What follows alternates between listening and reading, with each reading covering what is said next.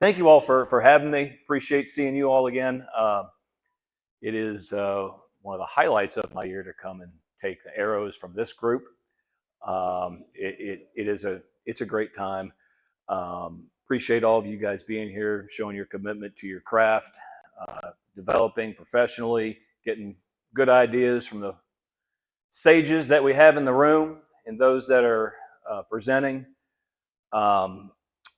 I want to plug the Bob Hayes to you guys, and this is free advertising for them, but if you ever get a chance to go to that meet, Greg's doing a great job with that group. My understanding is that their officials group is growing as well. If you get a chance to go to the Bob Hayes in March, you should do it. It's a big event. It's a great event. When I was coaching, we went up there. We got smoked, but we had a good time getting smoked.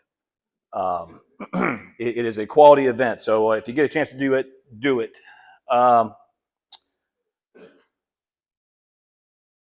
We made a lot of chicken salad. So the first thing I want to talk about is getting on home campus. I know Jay has talked about that. You'll find all of these important dates along with this rules presentation, the district information, the coordinator list, those contacts for the coordinators that are hosting those meetings. You'll find the application to apply for a sanctioning of a regular season qualifier, which we'll talk about later. And then I believe there's an application to host the region meet there as well. I believe we still have one or two regions left to fill. I believe it's 1A, 2A, Region 3, and then I think we've got Region 3 and 4A covered, but it's not written yet. But you'll find that on there. I think we only saw about a third of the hands go up yesterday of folks who have access to home campus. Talk to your ADs, the other ones who are responsible for providing that access to coaches. Additionally, you want to get with your AD to make sure that your contact is the one that's associated as the head coach, if you're the head coach, because that's how your rules book will be assigned digitally through NFHS, and you'll get it through NFHS All Access. It's a newer app that they did this year that updates what we were using before. So do that.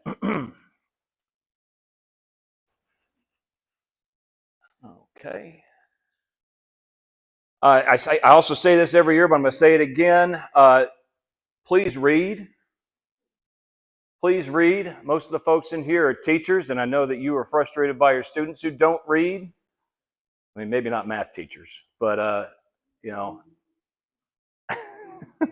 as a social studies teacher, I struggle with that. A lot of failed pop quizzes every Monday from meetings that were assigned over the weekend. But you got to kind of practice what you preach. Please read the rule books. Okay, we have three major ones for this sport. Well, frankly, every sport, but our handbook, which is our bylaws and board policies.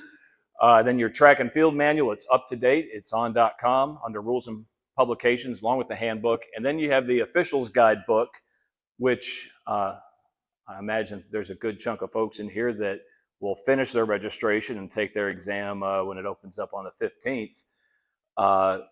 Those are all the guidelines for officiating, including the pay scales. There's my contact information. It's also on the website. You can get that later if you need it. I do want to talk briefly about our governance process, and I know that the governance process is something you should probably not be afraid of, especially with the new board. I know that there are folks distressed about the content of the board. I can assure you that staff, including Mr. Damon, is working with each one of them individually to bring them up to speed. We've had a slow start to this school year because they were all brand new. We didn't even have our first board meeting. It was more of an orientation for them. The first board meeting is usually in September, and it ended up being in November. The group does have school experience. It's a little more diverse than what we've had in the past. We've had school principals on there. We have school board members. We have folks at large from the communities out there. We have a police officer from Palm Beach County. We have a guidance counselor from Tallahassee. I believe that the intent was to increase the I don't know, maybe make it more of a broad swath of the constituents that we represent, that we work for, different perspectives rather than just school ADs or coaches or whomever from the schools themselves. That seems to be the intent. I will say, though, under that law that changed our board of directors, you should be aware that there might be some fear about this, but the Commissioner of Education can rewrite any of our bylaws and policies on a whim. That's part of the law. I don't think that they're going to do that, but it could happen. They've been very good about deferring to staff on issues that they don't know about. And they've been reaching out to their constituents pretty well, it seemed like, at least the last 2 times we've had a chance to interact with them. But I would strongly suggest that if you do have questions or have issues, reaching out to the board of directors is not a bad thing. Not a bad thing. You can reach out to us at staff, but again, they're at the top of the power structure in FHSA. Up here is the Track and Field Advisory Committee. Right now we have 4 open seats. The election for those seats will be sometime in the next month or 2, I believe. Alex Ozuna is going to put out those nomination forms soon, and so keep an eye out for that. There are some instances where we haven't been able to fill seats because nobody put in for it, but in this sport, if you're in one of those sections and it's open, you fit that bill, Section 3 girls or whatever, put in for it. We'd love to have you on the committee. Okay, I am going to breeze through a lot of these because, of course, everybody, there's a tape, everybody can read. The NFHS rules updates were pretty minor. The Rule 381 basically, just expanded a little bit on what the Games Committee can do, on the number of timing officials. They're kind of getting more into the book, so kind of pay attention to that. We're kind of ahead of the curve on that, I think. 421. I can assure you that this is probably not going to ever happen in Florida, nor should it. But in some states, kids are allowed to participate in more than 4 events. In New Mexico, for example, they can do like 6. It's a different place. But those states that had that were not allowed to be on the rules-making process with NFHS. The rule was changed so that they can, by state adoption, change that. So now they're back into the fold. So there were a bunch of states, and mainly out west, that did that. Skip that. You want me to skip some more? No? Okay.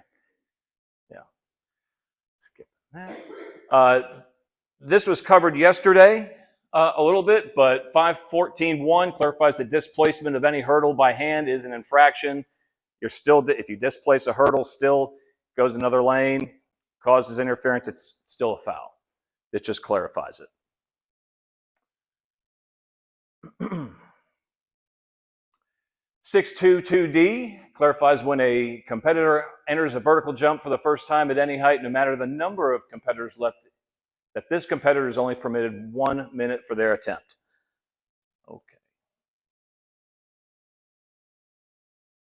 Okay. This has to do with placement, 632. That means if you have a tie for first, both competitors can withdraw and not compete, and you can split the points and have the tie. Okay. That doesn't necessarily work in our postseason, though, for qualifying spots. We still require the ties to be broken.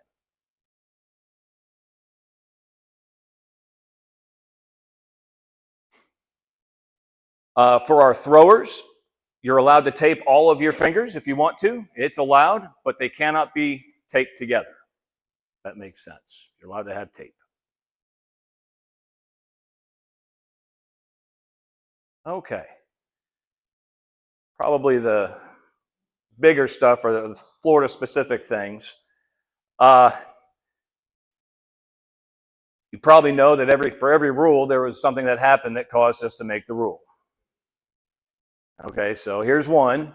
You can't have a virtual meet and then just throw marks into the system. You know, throw a shot at your place and you throw it at yours, and we'll put it all together and count it as a meet. Now you can't do that. I know they try that in weightlifting. Nuts. In javelin, the rubber tip is now optional. Okay, it is optional, not a requirement. Just the javelin still needs to pass inspection. Okay.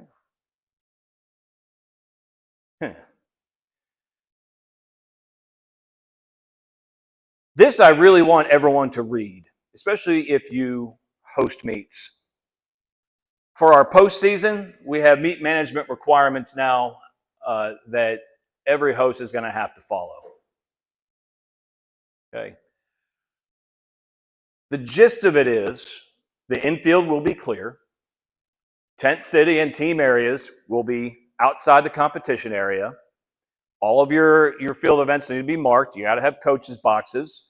We do not want spectators on top of the kids, around the long jump, the triple jump, things like that. Okay? We need to have a much more controlled environment. We are also requiring uniform security at every single postseason meet. Districts, region, and of course we have them at state. Okay?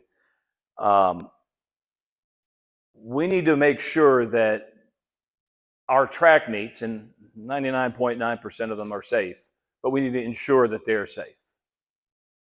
Okay. 3 years ago, we saw a kid jump out of the infield and sucker punch another kid running the mile, or I think it was the mile. He was warming up right there on the curve. That doesn't need to happen. We've had altercations on the infield as well. Okay. It needs to be a much more controlled environment. It can't be chaos anymore, guys. For regular season meets that aren't sanctioned, I strongly recommend that you follow these recommendations. Okay. All right. This is also required of sanctioned meets. Excuse me. Yes, sir. Keeping parents and non-competitive athletes going on the far side, keeping them on the spectator side of the track. Is that a question? Yeah, it wasn't. It didn't happen last year. Okay, I didn't know what you. Okay. At the state meet, it's the state meet, and we want to provide access for kids to watch, or for parents to see their kids compete, especially in the horizontal jumps. So we're going to have a spectator area over there. Tent City should be in the lot again, as it was in the past. So that won't be controlled other than by a fence, if anything else. But we for the state meet, we do want to do what we can to provide access for spectators to see the kids compete. But it won't be full access to the whole venue. Yes, sir. No, can we just go, because when that happened, that warm-up track really became one of those. Can we at least create something that needs a portion of that so that it's a warm-up on it? Yeah. What I would ask is send me an email and remind me about this, so when I get with Irv at UNF, we can talk about it. We haven't had that planning meeting yet, so I need it in writing so I can go back and look at it. And I know I asked before, was there any more thought to have a box by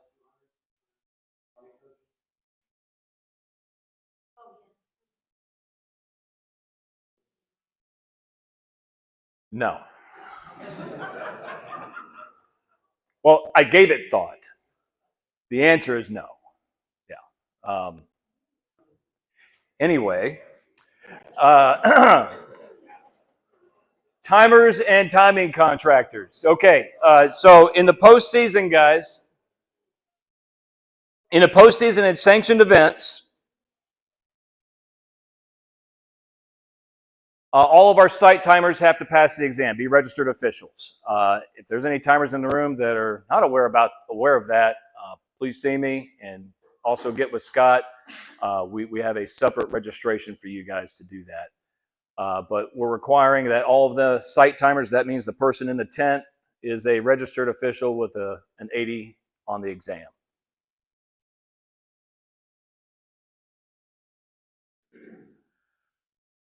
For para-athlete division, we're requiring now some registration ahead of time. This just helps us identify who they are. So if you have a para-athlete, the link to the registration is on home campus on the track and field page. It's something that we need to identify them so we're not surprised when we get to the district that, oh, so-and-so is a para-athlete and they're in a wheelchair. They're entered into the 100. We need to keep it separate, so we also have our separate lists. But that's something that we need to do. Okay. Advancement. For district to region, and that's really the big change this year, in addition to adding to the pool for at-large with regular season qualifiers. Top four, as they always have from district, advance automatically by place in each event. We're going to then add 8 at large per event from each region to the region meet. So your field at region in each event will be up to 24 athletes. And I say up to 24 because it may not be 24. The same, kind of rules that we're used to with you doing at large from region to state will still apply. If we have a tie that results in more than 24, we'll take the lesser number on that. Okay, we won't break it, or if we can't break it, excuse me. There will be there's lost my, can't even see it. All automatic qualifiers have to compete. Okay, there will be a declaration of non-consideration like there is from region to state with district to region. Not a big deal. The eligibility piece is you have to compete in the event at district that you want to advance in. So you cannot get a time or a mark at a qualifier and advance without competing in that at district. The mark that will be used for seeding will be the one that was established at the district meet. Okay, so it may be a much better mark from the regular season meet, but that just gets the student into the door, if that makes sense. Okay. Huh?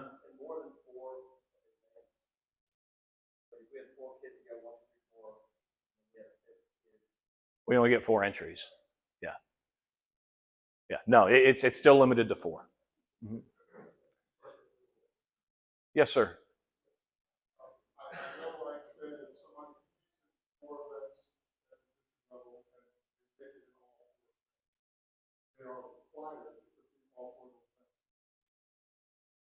Any consideration of changing that rule and allowing somebody to reduce the number of events rather than that is a policy that applies to all of our sports. So if you qualify for a spot, you have to use the spot. If you don't use it, obviously in this sport, you're done for the series. We kind of get this in girls basketball as an example.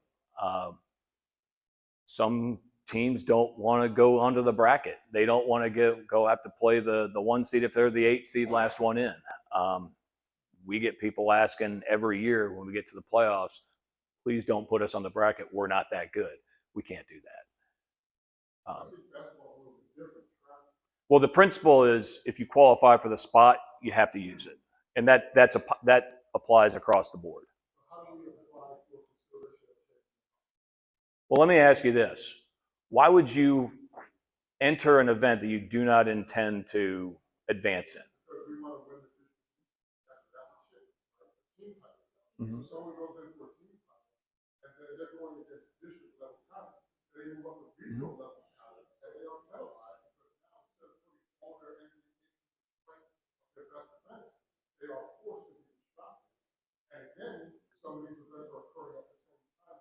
But you're also taking a spot.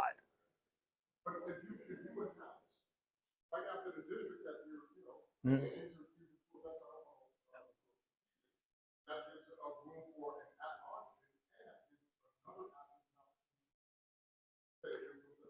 We can't advance people that withdraw. We can't. If someone withdraws, it's just a simply vacated spot. We can't do that. And don't, because that's what's in the policy. The board can change that policy. They can change that policy. Ed Thompson can't.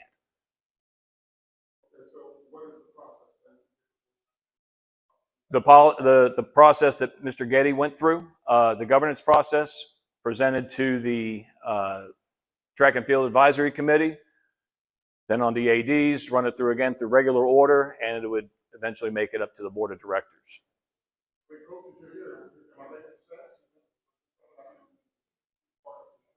It's essentially it's our version, I would say, of an honest effort rule. As close as we have gotten to it. Yes, sir. What about at large? Is there a way to declare not to accept a particular at large? Yeah. Is that in there? Did I miss that part? Yeah, it's there. No, that's just in the process. Hasn't passed yet. It's gone through the process 1 year. Yeah. But it's only for I believe it's 24 hours. Yeah. So the declaration of, I don't think It only applies to at large. so the declaration of non-consideration, you can declare somebody who is an at large, you can say, I don't want them to participate. Yes. And that takes them out. Right. Okay, but the top 4 spots, they're auto. You have to use those and compete. Right.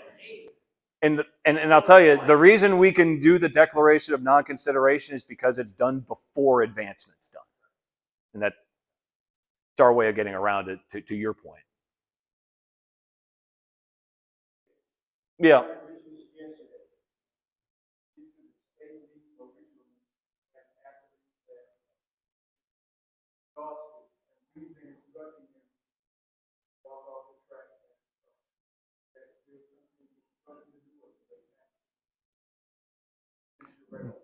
The honest effort rule is just a proposal that's going through the process right now. Nothing has changed with that. So if you intend to do that, which is not great, you should tell the clerk, the timer, and probably the referee if however that meet's being run. Starter, yes. Yeah. Right now, and to be clear, that proposal would apply only to the state meet. But just, I would just put it out of your mind right now, so you don't, we'll let you know if it passes or it doesn't. Yeah. All right, so the piece where we have at-large advancement from the regular season, we have sanctioned regular season qualifying meets. The purpose is we want to provide an extra opportunity for kids to get to the state meet. Provide an opportunity for students that are in, quite frankly, loaded districts in certain events the opportunity. This is all extra. Okay, it's extra. But basically, as Jay said yesterday, these meets should be run like you're at a region meet. Okay, a full crew of officials. You know, yes, sanctioned. Well, it's sanctioned. Let me talk about this first before I get to the actual list of sanctions and all that stuff. But certified timers, certified officials. You want to have all of the students exposed to the rules. Okay? We're trying to get away or trying to beat, I guess, the history in this state of don't worry about it now, but they'll DQ in the state series kind of mentality, which you see throughout the year. We would rather see kids exposed to the rules straight away so they're trained, so they know. Okay? It's much better to be DQ'd from an event in March than it is in May or late April. So that's something that we want to do. The qualifying marks, it's just going to be a rank order in each event within each region, boys and girls, and it'll be the first 8 in, okay, after the autos advance. Again, you have to compete the student has to compete in that event at district to be eligible to advance on an at-large basis. Okay? Yes, sir.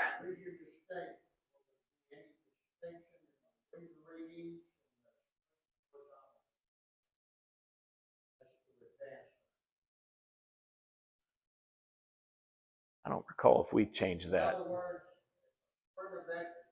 Mm-hmm. Did we? For the sanction meets. Yeah, it was 4.0. Would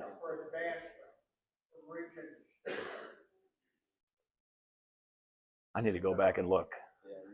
I need to go back. I'll be honest, I need to go back and look because there was a lot of changes. Let me get back to you on it, if that's okay. Yeah. I know it was discussed, but like I said, there's a lot in there that's changed.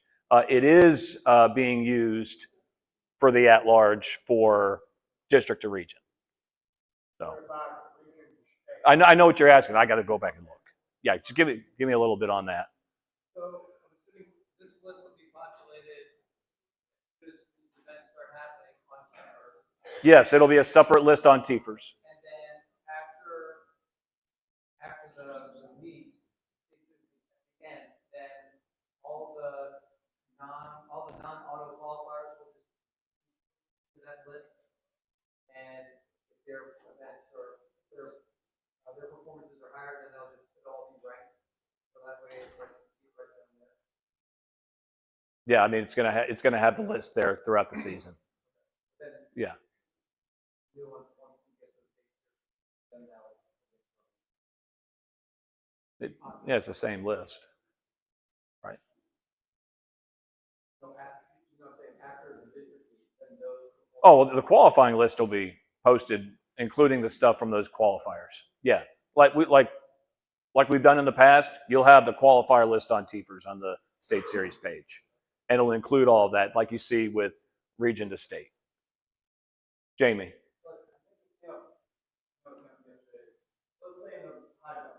Can you pull up the book? I won and I can choose the bar whatever height I want. So let's say I choose 1.53. Mm-hmm. Not on that scale of the increments in the state series. That not put me at an advantage over kids in other meets or the meets are following those 5 increments. Mm-hmm. Do they? I need. Is this an official? Is this an official brand meeting? You're talking about the 1.53? Yes, that's it. Yeah. So say, you know, I won. I'm just making the number up. I wish I had it all memorized.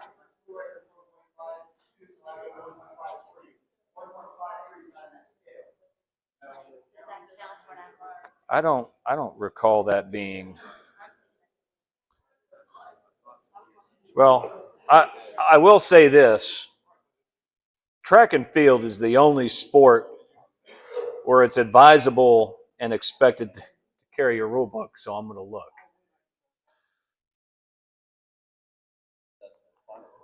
Um, offhand, I don't believe it's a requirement, but this is what happens when we make too many changes.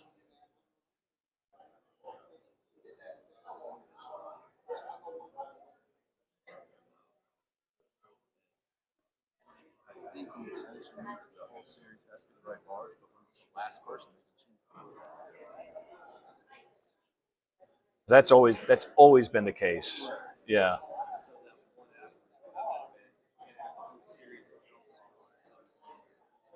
You know what I'm going to do? Here, I'm going to come back, Jamie. I'm going to come back to your question, and I'll come back to Ken's at the end. I'm just going to get my computer out where I've got the whole. It's bigger.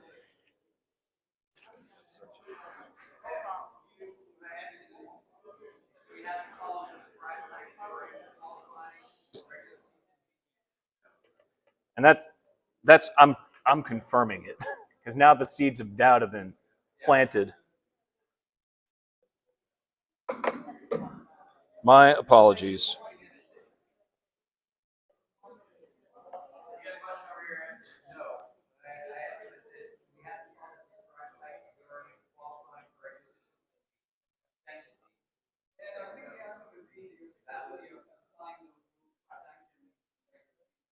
Right. Let me get this question. It's all. I'll catch it. It's okay. If you take the rubber tip off the javelin, that javelin is no longer. It has to pass inspection. So if it can't pass inspection, then no. Right. Chris.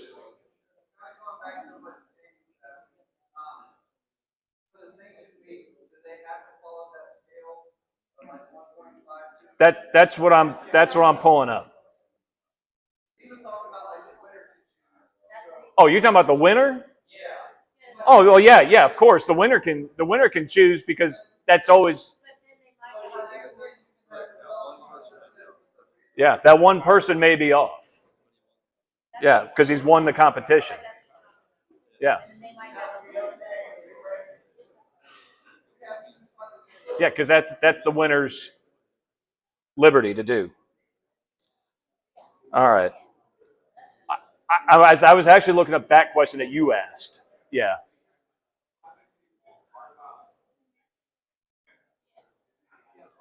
I'm glad that's the last slide. So, all right.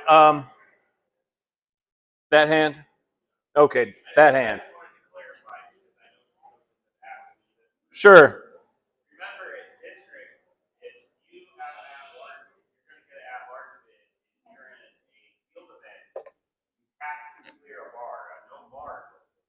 You have to clear something. And also, if you scratch all your jumps, scratch all your throws, now you're not on the mark.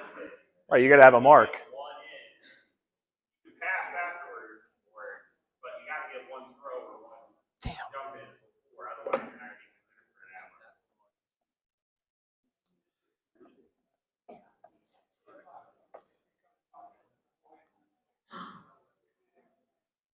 hour. I hate this two-factor frickin'.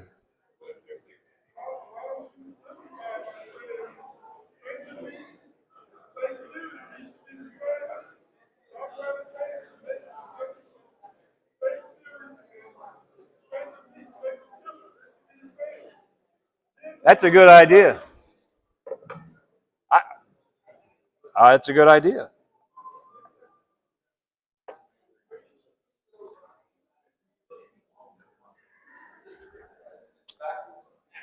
All right. So anyway, as I'm trying to load this up, other questions?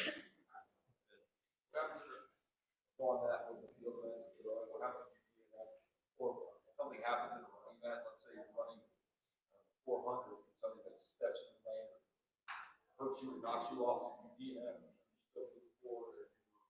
That's one of those 8 at large. So I know what you're saying. And Jay can probably help me out because you were in the room when this discussion happened. When we presented this to the athletic directors the first time around, it was defeated roundly because they had concerns about kids advancing on something like that. So the answer is no. If you false start or you DNF or something like that, you're out. You're out of that event. Even if, Otherwise, what if somebody, lack of better terms, you're just running, somebody steps on you, it's, yeah, they interfere, it's not your fault. honestly, that's unfortunate. Yeah. Did you hear they could walk, finish it. You could finish it and walk it. You just got to have a mark. You don't want the DNF. Yeah. Ah, crap. Other questions? Yes, sir, Mike.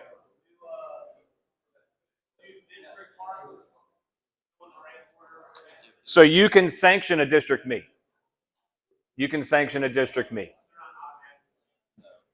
Like, because it's requiring the additional crew, additional officials, that would be the difference. Because right now with districts, you're only required to have 3 officials. And they're specifically named. Yes, sir. Oh my gosh.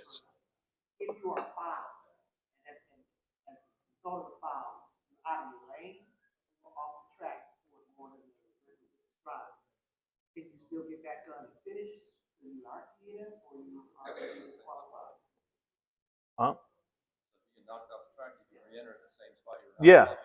Yeah, I mean, even if you're a free, you get knocked out of your lane, get back in your lane, you still finish. yeah. If you do it legally. Alex.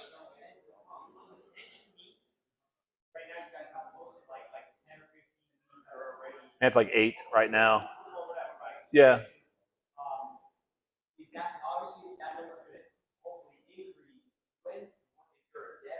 There is, and I believe it's, thank you, February 15th.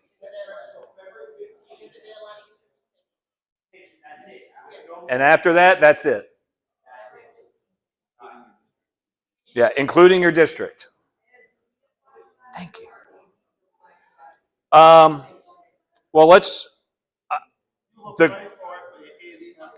the correct answer is your AD needs to do it because they're the FHSA rep.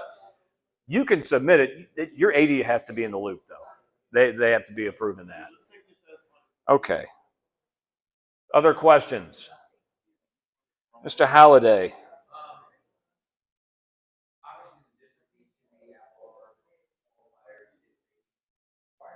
Yes. Yes, you do. Yes.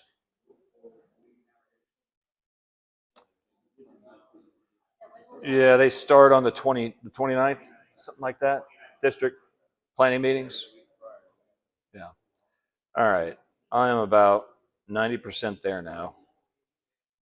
Couldn't log in.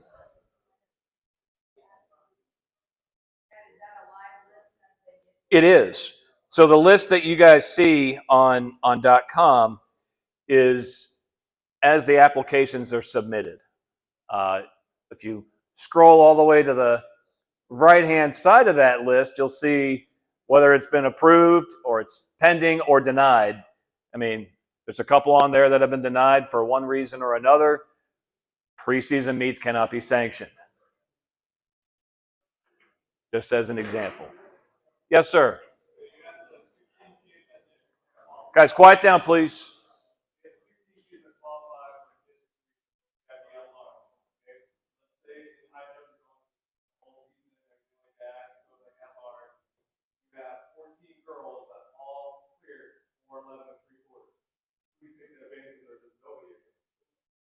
If we can't break the tie, and that kind of underscores the importance of having the field series recorded and reported.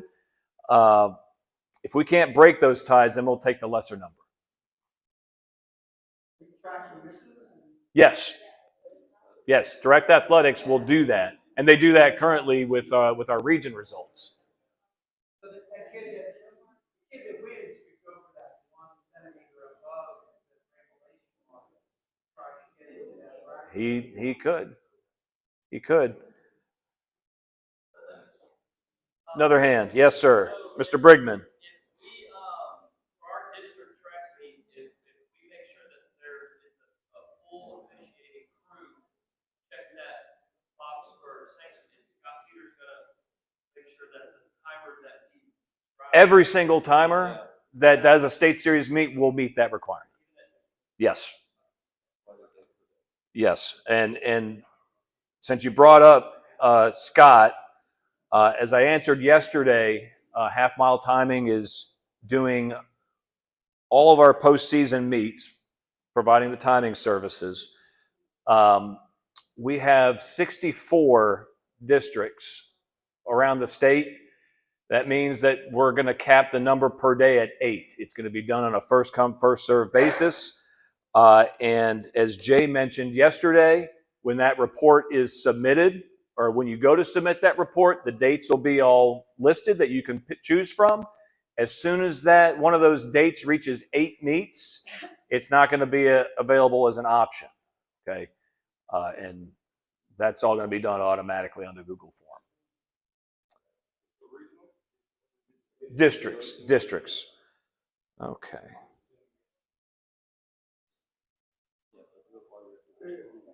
Okay, so the answer on advancement. Okay, so from the district meet to the region meet, part of the rule, anemometers.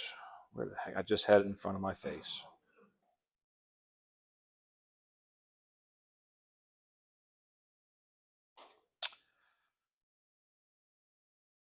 Wind gauges must be used at all sanctioned qualifying meets and sprint events.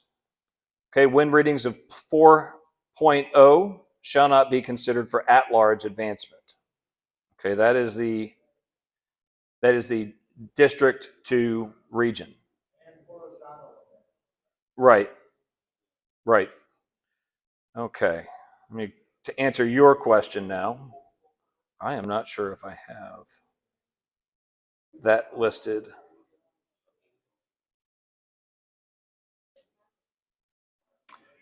It's not changed under region. You see it there?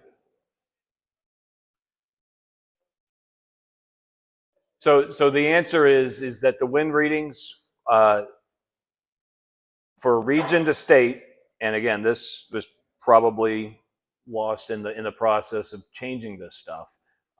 That hasn't changed, so they will not be used in consideration from region to state.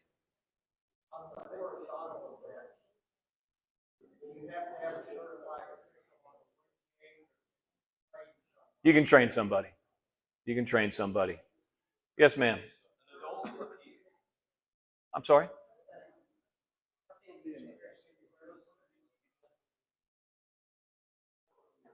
No.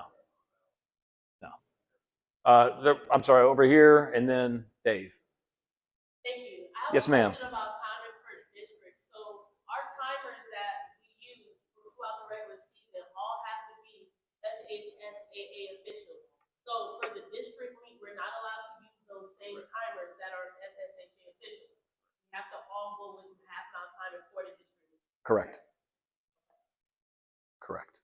Dave.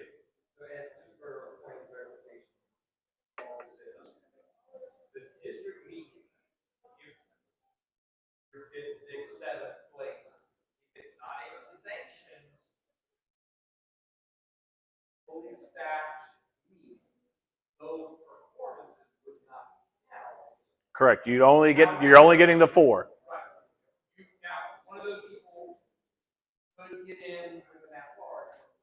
Correct. But say they had a better performance Right. Unless- Whatever they did at district is what is used for seating at region.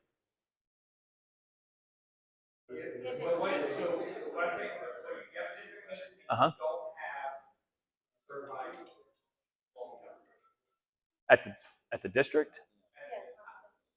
It's not sanctioned. Presuming that they're all going to be. No. So. No, if you want your district sanctioned, you have to apply. Right. All right, what's the next? Just because your kid got fit, and have really good performance at the district meet, doesn't mean they're jumping up. Correct. The at-large marks, the marks and times used for at-large consideration can only be established at a sanctioned qualifying meet. A district can be one, but I will just go out on a limb and assume that probably 90% of them won't be. So the rank order advancement that you have from region to state does not apply from district to region. I asked that because I didn't see that anywhere in the manual where it Yeah. said must also be. No, it doesn't have to be. But if you want to use it as that bar. Correct. That, yes. Let me just say this. This is all really new for Florida, for us. I can assure you that we're going to do everything we can to make sure that this goes smoothly, and I think it will. There will be issues that come up, and we're going to work through them in everything that we can do to make sure it's fair and in the interest of the kids. Nothing we do is going to be perfect. We're going to try and get as close to that as we can. But in the end, this is going to be a tremendous benefit to the students in Florida. Okay, so let me go Todd and then over here, and then Doug. Is the school that is in charge of our district planning meeting, are they the people that would apply for the sanction, or would it be the venue host? Or can I do it? I mean, I'll do it. My suggestion would be because it needs to be something that's discussed at the planning meeting, because you're talking about additional expenses. I think everybody should be in agreement on that. Then the venue host, whoever the host school is, would submit the application. But because of that additional expense, I think that that's something you have to agree upon ahead of time, because there are schools, there are athletic directors that will balk at a higher meet fee for a district meet. It needs to be their AD then, or could it be their head coach? Like I'm working with child. Yeah. Yes and yes. Yes and yes. Yes, sir. That was it? Okay, Doug.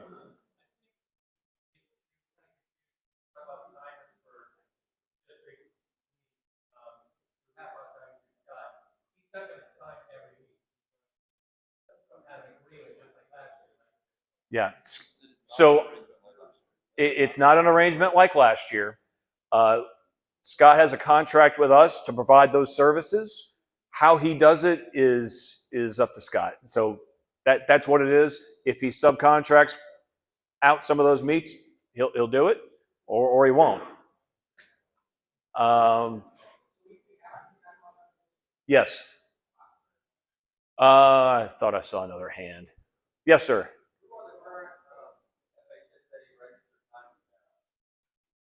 Well, right now, I don't know if anybody's registered yet, because we haven't had the test. There's a few in the room. Honestly, I see Chris and Chris and Scott and Bill. There's a few in the room.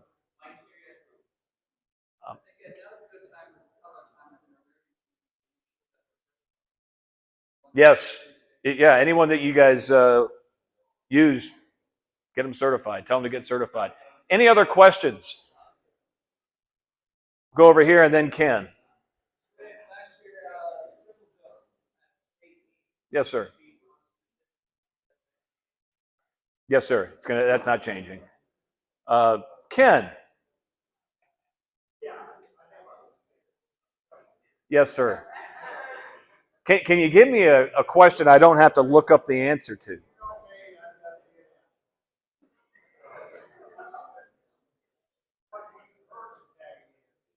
Hold on, guys. I can't hear him. Please quiet down. Our season depends on getting certified. You may or may not know the certified. Which implies that a coach, not an official who runs an event, must be an idiot because they're not a certified official. And they may be more qualified. The marks of the kids don't count unless they pay that fee and become certified. Yep.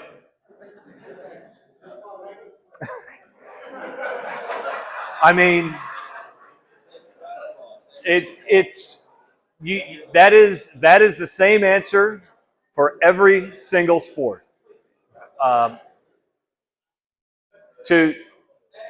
me build on your question though, Ken. We're introducing an evaluation program for track officials this year. It's something that we've been working on with Iowa, Ohio, and the NFHS and Pennsylvania. We're probably going to be able to roll it out in the next couple weeks. Like any other sport, the assigner tries to match officials to the event that they're working. I go through a rigorous process with basketball officials. If you've ever been to the state basketball finals in the last few years, you've probably noticed that the officiating has been a lot better. Okay, we've done a lot to raise their game. I try to do that in track. I try to put the best people in position to be successful. Inevitably, that doesn't always work out the way we intended. But we give them an exam. If you get an 80, I mean, 80% of it. And officials are going to make mistakes. But we do have processes within the NFHS rulebook to work through. When you do have an official make a mistake, and while you have quality meet referees who do know the rules, and if they don't know the rule, they can go into their book in their back pocket, or they can go into their case book if it's something that's not normal. Yes, sir.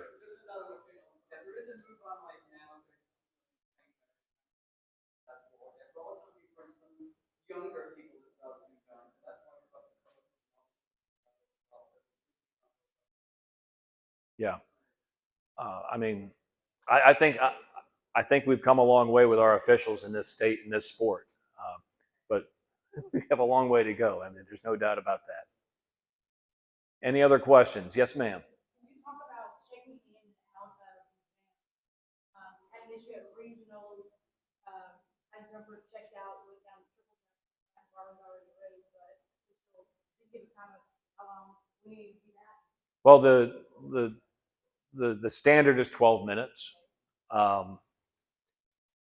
As Lionel mentioned, were you in the session yesterday with Lionel and Tony? This is a big topic in that session. As an official, if you're running an event, one of the first things that they should be asking the competitors is, are they doing any other events concurrently? Like going back and forth. They want to, it's a best practice for them to identify that athlete.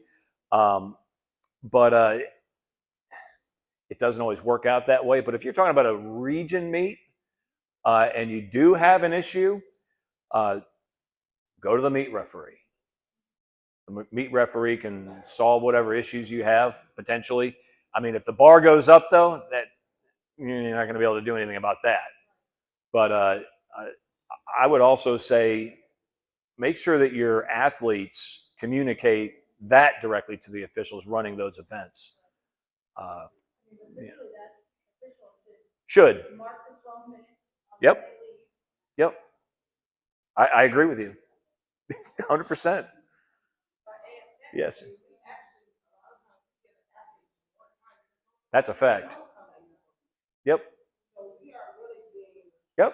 graceful to them, to err on their side. Right, well, and But this it's is. still up to the coaches to talk to their kids to let them know that when Yeah. you guys are coming to the event, let us know that you have more events to do. Yeah. And that way we can communicate with them. Communicate with learning all the time, to running events and everything Yeah. else. That way they can get out there Yeah. and make those. And really, we just want to. We also want to be sure that when an athlete is making a transition from one side to the other of the field, that they're doing it with purpose. You know, moving with purpose. I should say, so that all of that is correct. Yeah. But that's clear with the field against the running, the field against the state tracking. They told our girls she could not get to the beach early, because I told her to back to the distance, that she missed her chance to throw, and we had to get special permission from you for her to participate in this challenge.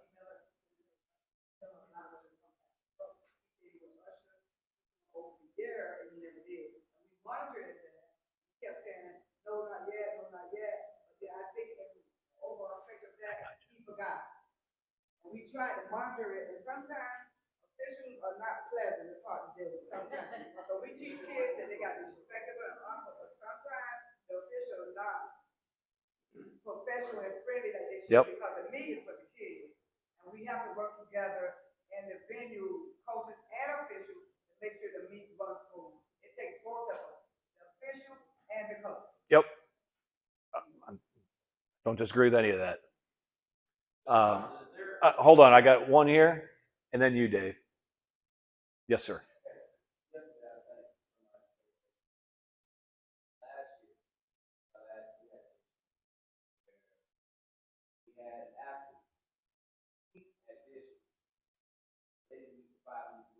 Mm-hmm.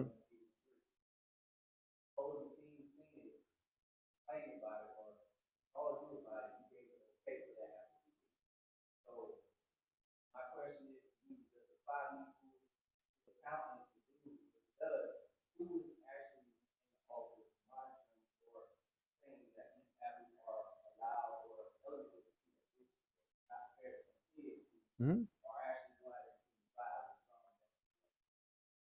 So that's kind of a loaded question, and I'll try and I'll answer it in pieces.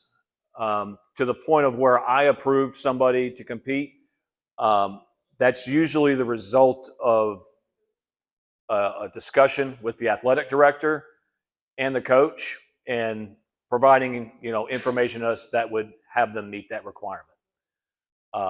In your area, it is when folks are going up to Georgia and Alabama, it can sometimes be difficult to get some of those results.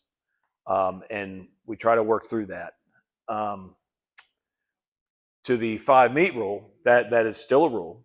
And I'm really hopeful, because it's the first thing I told David Stelnick, was we need to have the filter on DA, so you cannot enter somebody without 5 meets.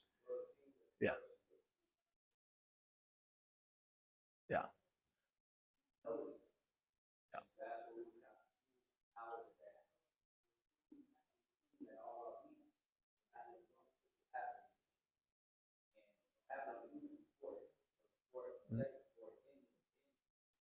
But and they could also have a waiver, an injury waiver. I'll waive every single one that I get that has a documented injury. That's in our policy. That could be the case with. I honestly don't recall, because there was a lot of those that happened, but I'll deal with them on a case-by-case basis and I try to apply the rule as evenly as I can. But it, like most of our rules in any sport, and our policies with the association with eligibility in particular, schools are expected to be forthright on it, honest, and 99% of them are. Not all of them, but it's a lot of self-policing. The coach should have integrity when it comes to knowing that each one of their athletes is eligible to compete. Dave and then Alex.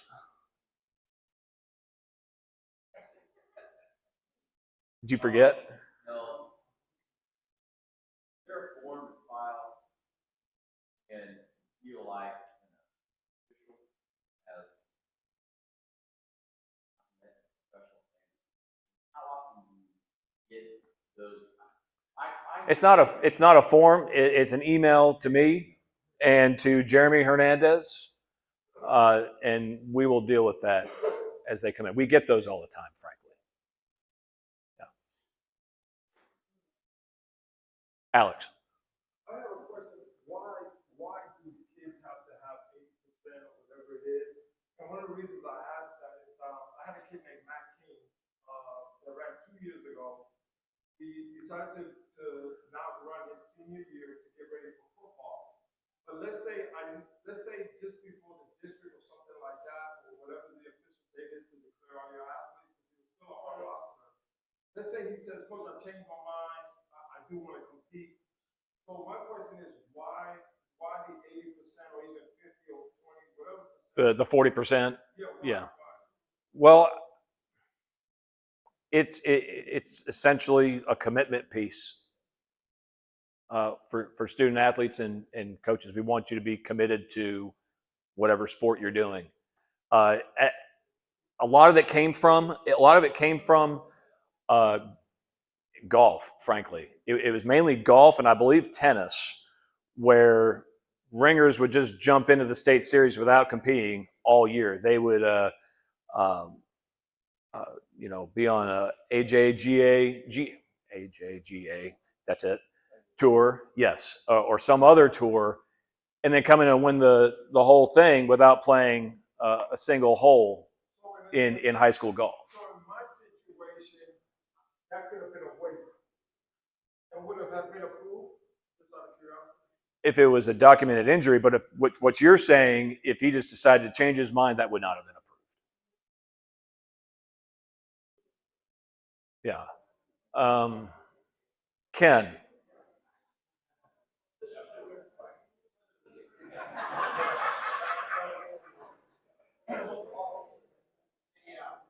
It's important that all of the timing follow the same procedure. For instance, we run into problems. You have the alphabet, DNF, DNS. And all of a sudden, you get a field event that says ND, no difference. Does that mean the athlete competed or not competed? What does that mean? It's a good question. When it comes to the five, Yeah. That's a great question, and I for it to count to me, it would need to say it would have to have fouls or something, and if they didn't compete, they should be marked off, scratched. Well, Ken, what I'll say is I'm going to stick up for the timing companies a little bit. The timers are going to put in whatever's written down, and that's what we want them to do. I will say this: our officials at their trainings, especially the last 2 years, that's been a point of emphasis, is marking the field series correctly. I think oftentimes the issue is as not an official running the event, filling in the results at say the high jump or long jump, and they're doing some wild things. I mean, every timer in this room can probably verify that. And just goes to the point that we need more officials, and registration deadline is the 15th, and the exam opens then. Not with the whole series. Yeah. If you have an ND and they They should. Nothing, or foul, or whatever. Right. Then you know what that is. Yeah. They should be putting the whole series in. Yes. Yes, sir. Question about Lee. Athlete competing basketball, playing basketball, maybe playoffs, like going to playoffs, and one way is March, and they don't get enough weeks. Waiting for that, or I have the ability to waive it. But I'll be honest with you, I'm going to scrutinize it. And it's going to be based upon how many meets are on the schedule and how that works out with when the kid finished. Deep in the basketball playoffs, I can tell you it's going to be the 14th of March. That is as deep as you can go. And it's only a handful of teams. I do, when I get those requests, and I'm sure they will come, I'm going to scrutinize those ones hard. Because as soon as you finish, if you're going to do another sport, going back to Alex's question about the minimum, there's a commitment to be made by the student to that sport that would, be fair to everyone else in the sport. Yes, sir. so on that note, because we spent a lot of time on that concept. Yep. It is to work. It is similar to the medical waiver. On the medical waiver, we're providing date of entry, providing the doctor's note. It is not a note from your coaching staff. It is from a doctor. So same type concept. Submitting injured. Here's the doctor's note. Here's the clearance date. This is when they can return. And then applies the medical waiver. That's how that kid was free and still participate. So Yeah. your kid that made it to the Final Four, and then comes to you. Same concept. Your athletic director is going to submit. Here's my roster. This kid is a cleared athlete. This kid was on the roster. This kid participated in basketball. Here's a copy of it. Right? Help him out. Don't make him look at all of them. Here's the roster. Here's the clearance. Here's the bracket. We made it to the Final Four. This is the date the kid was capable of arriving to our school. Yeah, and it's the same process, like you said, with injury waivers. Just the fact that there was an injury at any point of the year does not mean the waiver is guaranteed. Look at the release date and look at the schedule and make the decision based upon that. Chris. Kind of a two-part question. For the bigger meets like quarter relays and FSU relays, where out-of-state company coming in, is it all of the timers on that crew have to be certified, or just the lead timer? So if there's like 6 or 7 in that crew, all of them have to have that test and certification. The second part is, in that list of who on everybody's crew is certified, and that be visible so people know. We can publish the list with the larger companies. So I guess, is it Delta that comes out to do Florida relays? Prime time. My thought is that it would be the lead timer for those groups. Because they're doing a one-off event. They're not doing any other of our events. Lead timer at the event. Right. Yeah. So it's the site timer. No. That's my best answer right now. It kind of treats us different than them. That's like we're getting punished for living in Florida. Well, if we require them the site timer to have it, then you're being treated the same, right? Yeah, he's saying not the whole crew, but the guy that's actually doing it. Yeah. So if say Cody's got to go to the bathroom, and the guy sits down for 2 races time to race, that's okay? I don't see an issue with that. Do you? I don't know. Yeah, I don't see an issue with that.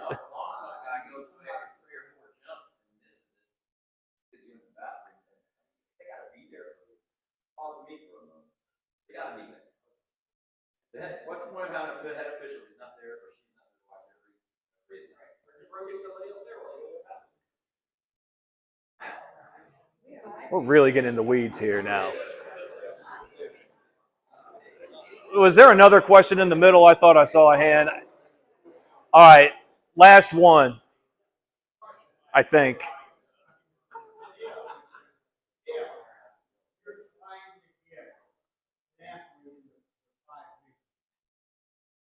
And you have a schedule. You take an athlete to a meet not on your schedule. Yeah. And then you will meet if you have 13 weeks. Yeah. Your schedule, yeah. Yeah, your schedule can change. You can add one at the last minute if you have to. It's just that meet would count towards your max. Oh, all right. Do you want to clarify a little bit then? Did I misunderstand it? Oh, no. If the team goes over, I mean, you're going to lose it 2 meets the next year, and it'll be a fine attached to that. So you can't take an athlete, if you already have 13 weeks on your schedule, you can't take them to some other meet. No. No, I thought you said if you had enough to give. But no, you can't do that. I mean, if it happens and you see it, and send it to me. I'll handle it.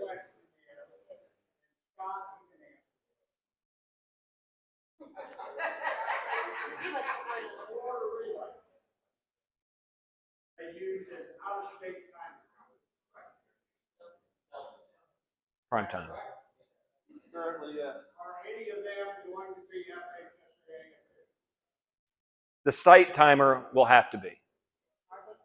So they're going to have to pay for those times. Yes. Yes. Good luck.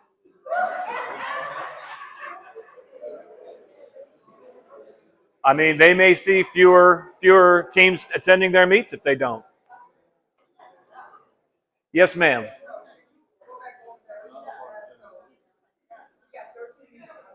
Right.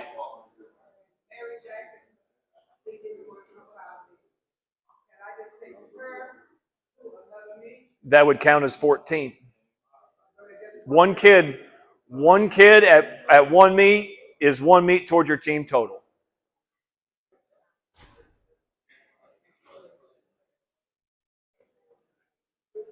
I didn't make the rule. That's what the rule is. Yeah. Almost there. Quiet down, please. How do we go about finding because once the sanction on the 29th we have our district meeting, we only got a week and a half before it's due to the sanction. I would ask you to contact the local officials association. So in your Springstead, right? Yeah, well, they'll call Rit. He's the president of CFTOA. He's the guy to go with, or email Sam. I was trying to. First name is Sam Dawkins. Sam Dawkins. Because he's the assigner. He'll get it on the list and help get you covered. All right. Thanks for everything.